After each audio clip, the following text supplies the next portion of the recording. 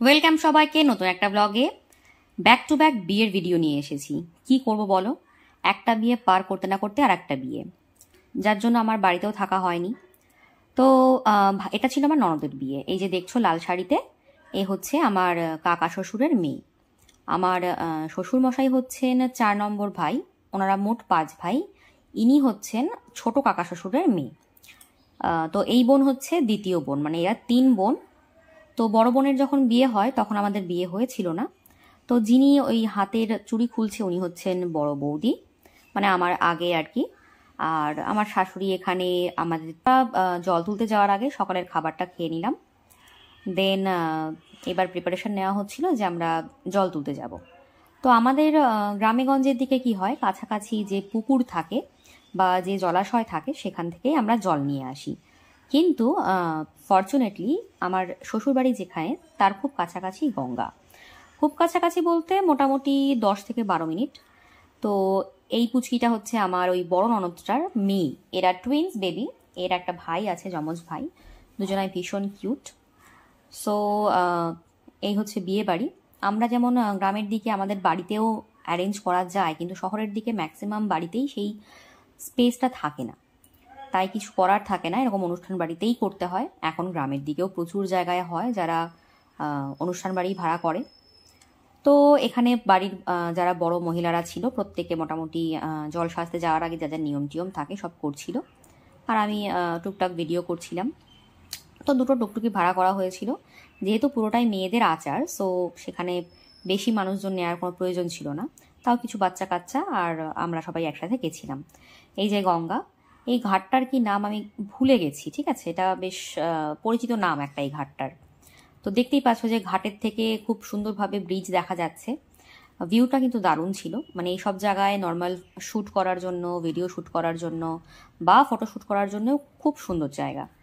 তো কিছু মানুষ স্নান টান করছিল, আর ওই সময় মোটামুটি জোয়ার পুরোপুরি ছিল না, বাট হালকা পাতলা ছিল আর কি। তো ওই যিনি সামনে, ও হচ্ছে কনের মা, আমাদের ছোট কাকি শাশুড়ি। তো বৌদি, মা, মানে আমার শাশুড়ি মা, কাকিমা, এনারা প্রত্যেকে মিলে এই আচারগুলো করছিল। ওয়েল, মাঝখানে আমি একটু ফাঁক খুঁজে নিজের কিছু ছোট ছোট ক্লিপস নিচ্ছিলাম। এত সুন্দর লাইটিং ছিল, মানে ক্যামেরায় আর কোনো ফিল্টার লাগবে না, এত সুন্দর লাগছিল। আর যেহেতু শীতের একটা দুপুর, অতএব অতটা কষ্টও হচ্ছিল না। তো এই যে নানান রকম নিয়ম টিয়ম করে গঙ্গায় কী সব দণ্ডি টন্ডি কাটতে হয়, তারপর মাকে আহ্বান জানাতে হয়, আরও অনেক রকম নিয়ম থাকে, এগুলো আমি প্রপারলি বলতে পারবো না। সো সেগুলো সব কিছুই কাকিমণি করছিলেন। এই কাকিমণি ভীষণই আর কি বলবো, সেলফ ইন্ডিপেন্ডেন্ট মহিলা। উনি নিজে হাতে যেমন সংসারও চালান, আবার নিজে হাতে সব কিছু সামলানো। সো ভীষণ ইন্সপায়ারিং একজন মহিলা। তো দেখতেই পাচ্ছ এনারা প্রত্যেকে খুব সুন্দরভাবে নিয়মগুলো করছেন, আর খুব ভালো লাগছিল। মানে আমার কাছে যদি একটা ক্যামেরা থাকতো ডিএসএলআরের বা কিছুর, মেবি অনেক ভালোভাবে কিছু করা যেত। যদিও আমি এমন কিছু ভিডিও করতে পারি না, তবুও মানে এখানকার ভিউজ দারুণ ছিল। তো জল সাজার সমস্ত কিছু কমপ্লিট করে এবার আমাদের ফেরার পালা ছিল। ইচ্ছে করছিল থেকে যাই এখানে, বাট কিছু করার ছিল না, আমাদের আবার গিয়েও নানান রকম কাজ ছিল। তো ফেরার সময় এখানে একটু নাচের ভিডিও করা হচ্ছিল।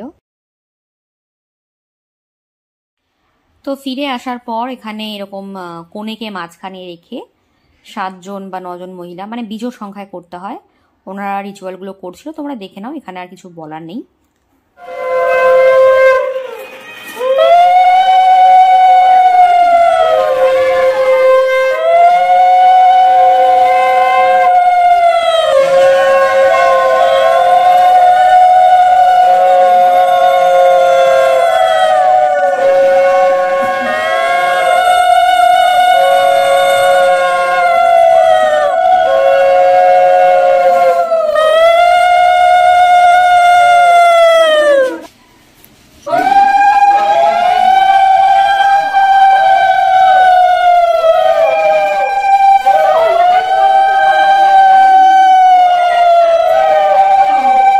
এদিকে গায়ে হলুদ, স্নান করানো সব কমপ্লিট ছিল। দেন আমরা লাঞ্চ করে নিলাম।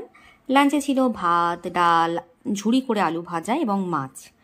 তো আমাদের গ্রামের দিকে আর শহরের দিকে মোটামুটি খাওয়া দাওয়ার হ্যাবিটটা অনেকটাই সিমিলার, শুধু রাত্রেটুকু ছাড়া। তো বাড়ি ফিরে খানিকটা রেস্ট নিয়ে তারপর রেডি হয়ে এবার রাত্রে যাচ্ছিলাম। এর মধ্যে আমার নিজের যে ননদ সে এবং আমার ভাগ্নে দুজনাই চলে এসেছিল। সো আমরা সবাই মিলে রেডি হয়ে যাচ্ছিলাম।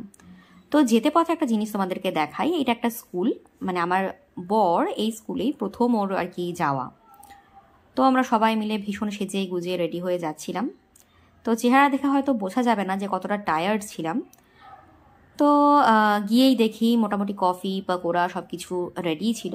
আর এগুলো দেখলে আমাদের তো প্রথম কাজই এগুলো খেয়ে নেওয়া। সো আমরা দেরি না করে এগুলো খেয়ে নিয়েছিলাম। এদিকে বরযাত্রীও ঢুকে গিয়েছিল।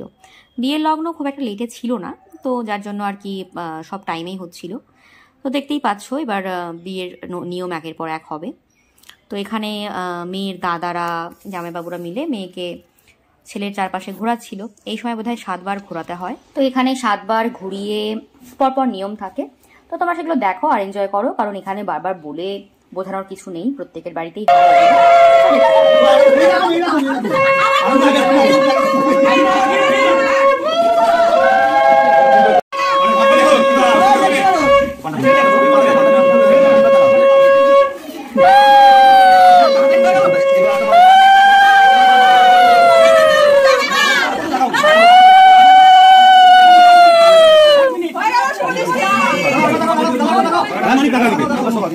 বাপ রে বাপ, নাক যাবে নাক যাবে।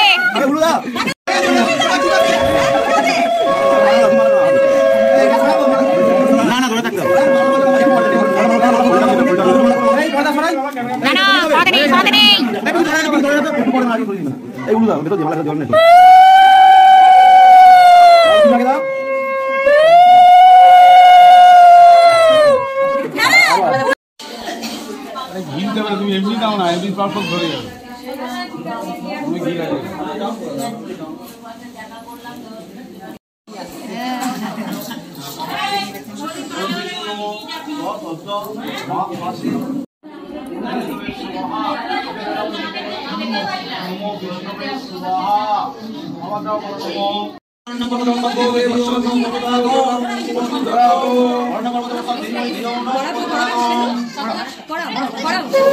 দেখবে না।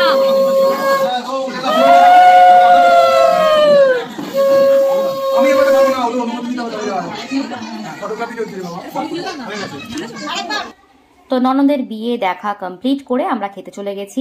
এবার তোমাদের দেখাই খাবার মেনুতে। এখানে প্রথমে কচুরি দেওয়া হয়, তারপরে কোনো একটা ভাজা আর চপ টপ কিছু দেওয়া হয়, দেন কিন্তু ডাইরেক্ট একটাই মেন কোর্স থাকে। ঠিক আছে, আমাদের ওখানে যেমন ভাত সাথে পোলাও বা রাইস কিছু একটা অপশানে থাকে, বাট এইসব জায়গায় কিন্তু সেরকম না।